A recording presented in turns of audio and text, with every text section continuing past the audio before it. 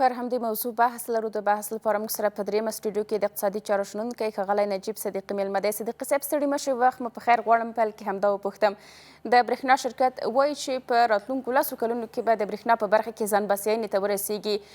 فکر کوئ هغه سرچینو ته او دغه تړونونو ته چې په دې وروستیو کې د برېښنا په برخه کې ترسره کیږي دغه 10 کاله مزل کم دی او که زیات؟ سلام خدمت شما همکارای تکنیکیتان، بیننده های تلویزیون تلو نیوز. السلام علیکم و رحمت الله و برکاته. نخست از همه روز اول رمضان مبارک به تمام مسلمانای جهان و بالخصوص ملت افغانستان تبریک میگم. خدا کنه که یک رمضان خوب سپری کنیم. ببینین قسمی که ریاست برشنا سنجش کرده که تا 10 سال آینده ما از انرژی برق برشنا خودکفا میشیم.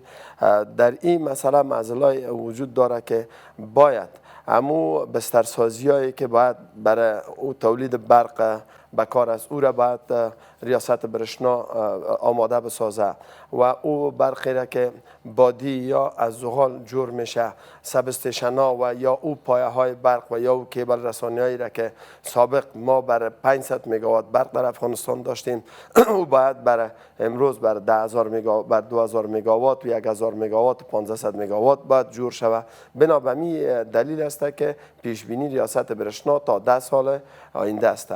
خب مگر ما از رهبری ریاست برشنا و از عزیزی گروپ این تقاضا میکنیم که هرچی زودتر به پروژه هایشان دسترسی داشته باشند و سرشان فشار باشه که تا زودتر مردم افغانستان به برشنای خوب و به برق خوب برسه. چرا که امروز روزی است که تمام ملت افغانستان، تجار، صنعتکار همگی دست به دست هم یک جا شده و به خاطر آبادی افغانستان حرکت کردند.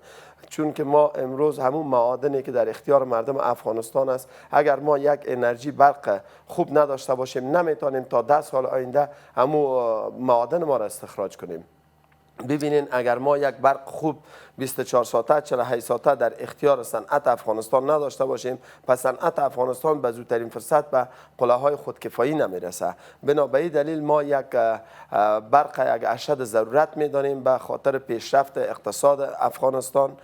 از اینکه به خاطر پیشرفت اقتصاد افغانستان برق رول اول بازی میکنه، باز هم ما توقع از این داریم که پیش از 10 سال به 5 سال به 4 سال برق خوب به دسترس مردم افغانستان و بالخصوص به دسترس صنعتکارای افغانستان برسد تا ما بتانیم که معادن و دیگه زراعت ما را و زیربنای ما را توسط انرژی برق حاکم باشیم بتانیم استخراج کنیم. ښه صدیقي صاحب که وګورو په افغانستان کې هغه د ساخت و ساز کارونو ته دغه راز د صنعت پرمختګ ته د نفوسو ډیروالي ته او بلې خوا څخه بیا د برېښنا په برخه کې د ځان بسیاینې دغه بهیر ته چې اوس روان دی، فکر کوئ ګړندی دی او که نه نسبت دغه نورو برخو ته چې اوس مهال پرمخ دي؟ ببینین امروز اگر ما تو اشاره کنم که تمام توجه صنعتکار و مردم افغانستان و تجار افغانستان و دولت طرف انرژی برق است. انرژی برق یک رول خوب بازی میکنه و باید که تیزتر به کارایشان باز هم اشاره میکنم که اقدام کنند که زودتر انرژی برق به دسترس مردم قرار بگیره. ای که فعلا ما میبینیم از نظر پروژه ها که امضا میشه، از نظر قراردادها که امضا میشه، از نظر افتتاح های برق بازی مناطقی که افتتاح میشه یک گام خوب است، مگم این بسنده نیست. بسنده به خاطر از این نیست که توجه تمام ملت افغانستان، صنعتکار افغانستان، تجار افغانستان طرف انرژی برق است. چرا انرژی برق یک چیزی است که روح و روان صنعت است. اگر یک ملک صنعت خوب نداشت بدان که او اقتصاد خوب نداره. اگر یک مملکت صنعتکار و صنعت و فابریکات خوب نداشت بدان که پایه ستون و فقرات از او کشور تکمیل نیست. چرا که امروز اگر ما و شما شاهد از این هستیم کشورهای همسایه اگر تانک جور میکنه، توپ جور میکنه، موتر جور میکنه، اسلحه جور میکنه، قطار ریل جور میکنه، طیاره جور میکنه، توسط یک فابریکه، توسط یک صنعتکار او جور میشه. پس صنعتکار اگر برق میاری و 24 ساعته در اختیارش نباشه پس از کجا میتونه که او همچو چیزها را جور کنه؟ دوم از ما شما شاهد از این هستیم که 40 سال در افغانستان مشکلات بود، جنگ بود، ناامنی بود. اما معادن و خزانه های سرپوشیده که در افغانستان در اختیار مردم افغانستان است و همون رقم مانده. امروز او روزی رسیده که باید ما او معادن افغانستان و او خزانه های سرپوشیده افغانستان استخراج شود، او صنعتی شود، داخل فابریکات بره، او پالش شود، آماده شود، او بسته‌بندی استاندارد به خود بگیره و تا بتانیم که اون معادن ما را به خوب به جماع به دسترس جهانیان قرار بدیم و بتانیم که از نفع از او معادن ما، از پول از او معادن ما بتانیم که بازسازی کنیم در افغانستان، بتانیم که سرک‌های خوب جور کنیم، بتانیم که بند برق‌های خوب جور کنیم، بتانیم که برق‌های سولری را جور کنیم، برق‌های آفتابی را جور کنیم، برق‌های بادی را جور کنیم. بنا به همین دلیل از انرژی برق یک چیز جدی و 100% است، بالخصوص بر پیشرفت صنعت افغانستان، بر پروسس زراعت افغانستان، بر زیربنای افغانستان. یک گام اول باید در بخش انرژی افغانستان چی تجار است، چی صنعتکار است و چی دولت افغانستان است و چی ریاست برشنا است. اولین گام باید به خاطر پیشرفت و به دست آوردن انرژی در افغانستان برداشته شود. صدیقی صاحب که وګورو هغه اوسنۍ ستونزې چې د صنعت له سکتور نیولې بیا پر نورو هغو سکتورونو یا برخو کې چې د ځان بسیاینې لپاره ورته کار کیږي، د برېښنا له اړخه پکې راپاتې دي دغه ستونزې څه یې بلئ؟ ببینین مشکلات هایی که از به خاطر پیشرفت صنعت افغانستان است یا زیربنای افغانستان است یا بازسازی افغانستان است، کم انرژی هستیم ما. چرا که انرژی خوب در افغانستان، برق خوب ما نداریم. برقی که داریم برق وارداتی است از کشورهای ازبکستان، قزاقستان، ترکمنستان، از اینا است و او برقی که 170 مگاوات یا 200 مگاوات از منابع داخلی افغانستان او تامین میشه، او بستنده سکتوران است. بنا به همین دلیل است که اکثریت سکتورهای ما به خاطر انرژی برق 24 ساعته 48 ساعته در اختیار ما نیست. به همین خاطر است که ما پسمان هستیم. ببینین اگر امروز ما 12 ساعت در فابریکات ما برق داریم، 500 نفر در اوج مشغول کار است در یک شیفت 12 ساعته. اگر ریاست برشنا 24 ساعت برق در اختیار صنعتکار افغانستان بده، پس توانایی از این صنعتکار داره که همون 500 نفر به 1000 نفر تبدیل کنه، چرا که دی شیفت که میتونه کار کنه. اگر 50 تن تولید داره میتونه که به 100 تن تولیدش برسه. اگر امروز در او عرصه صنعت او فابریکه دار 50% خودکفا است، او میتونه که 70% خودکفا شوه، آیستا آیستا میتونه که 100% خودکفا شوه و حتی که توانایی از این میتونه پیدا کنه که امو اجناس اموال که در افغانستان در فابریکاتشان تولید میشه میتونه کوره به کشورهای همسایه هم صادرات داشته باشه. پس امی است که مشکلات فقر، مشکلات بیچارگی، مشکلات بیکاری، مشکلات اقتصاد هم اگرش در افغانستان خاتمه پیدا میکنه. ما یک اقتصاد خوب می داشته باشیم، یک منبع کاری خوب بر هموطنان ما می داشته باشیم در داخل فابریکات ما و میتونیم که بازارهای دست رقیبا و یا کشورهای همسایه را از افغانستان بگیریم تا که مرکز فروشاتشان در افغانستان نباشه. ما بتونیم تولیدات خود ما را در افغانستان عرضه کنیم بر هموطنان ما با بالاترین کیفیت و توانایی از این پیدا کنیم که به کشورهای همسایه هم صادرات داشته باشیم. ښه سمه ده، په افغانستان کې د برېښنا عرضه کمه او تقاضا ډیره ده. معنا ده چې هم صنعتکاران 40 ساعته یا لږ تر لږه تر دې لږ کمه برېښنا غواړي تر څو دوی هغه خپلې ستونزې او په ټوله کې د کارونو لپاره برېښنا ترلاسه کړي او دغه راز هیوادوال هم د خپلې اړتیا وړ برېښنا غواړي. فکر کوئ چې د برېښنا د ویش لپاره ستاسې په اند څه باید لومړیتوبونه واوسي چې دغه برېښنا وویشل شي په افغانستان کې؟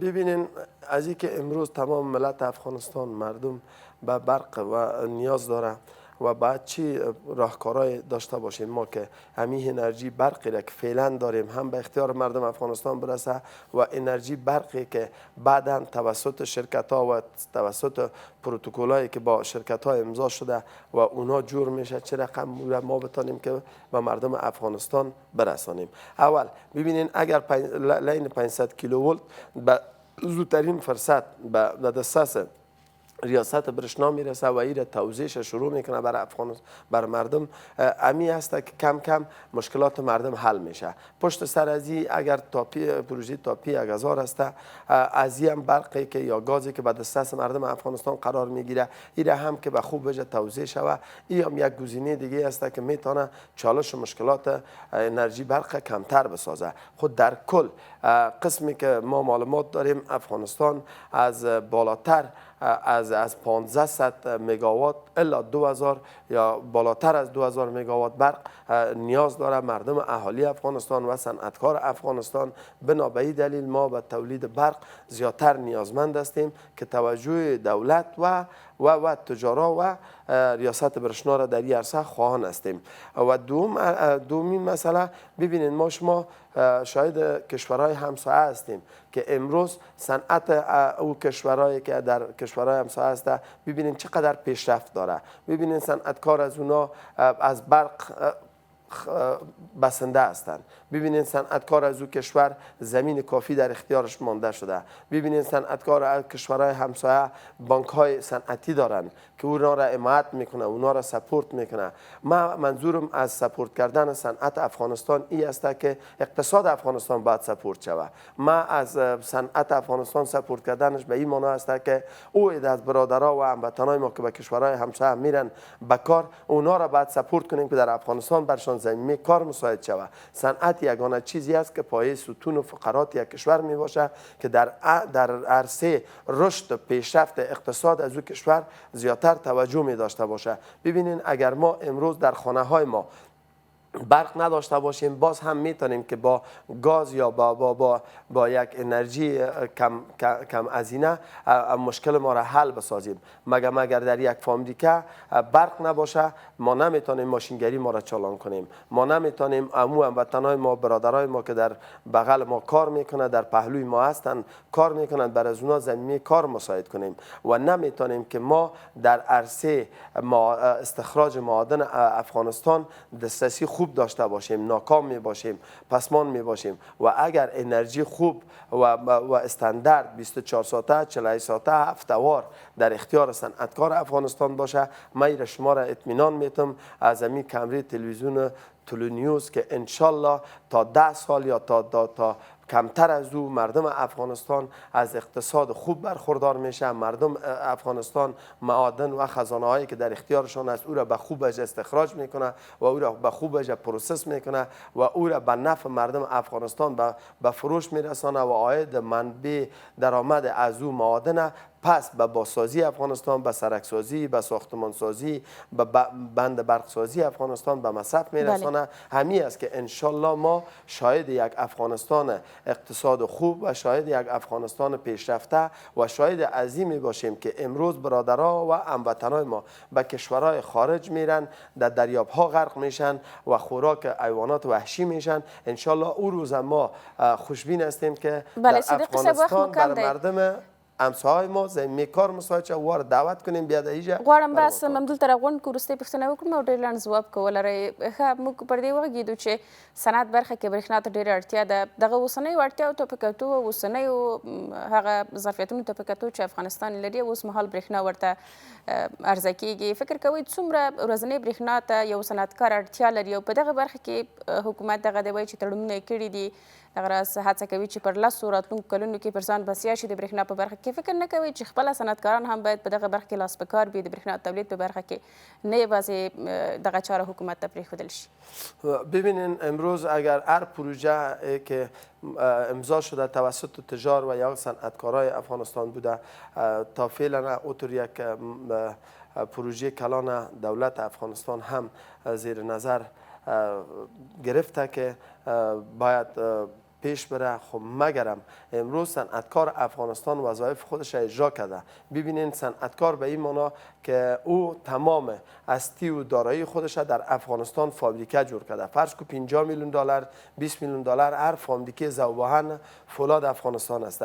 اونا سرمایه گذاری کرده، پس اونا اگر نه شاید توانایی ازیر نداشته باشه که در بخش برق هم سرمایه گذاری کنه. صحیح است دیگه. تجارا مثل عزیزی صاحب، صنعتکارای دیگه است که در بخش برق بادی، زغال و در بخش انرژی سرمایه گذاری میکنه. انشالله الرحمن ما باز هم به این امیدوار هستیم که بقیه صنعتکارات، تجارات، دوستایی که ما در خارج از کشور داریم بر از باز هم از طریق کمره شما دعوت میتیم که بیاید در افغانستان. اگر امروز عزیزی صاحب در بخش برق بادی سرمایه گذاری کرده، شما در بخش معادن سرمایه گذاری کنید، شما در بخش زراعت سرمایه گذاری کنید، شما بیاید یک برق خوبی که مردم نیازمند است در او عرصه هم شما سرمایه گذاری کنید. ډیره مننه د اقتصادي چارو شنونکی ښاغلی نجیب صدیقی.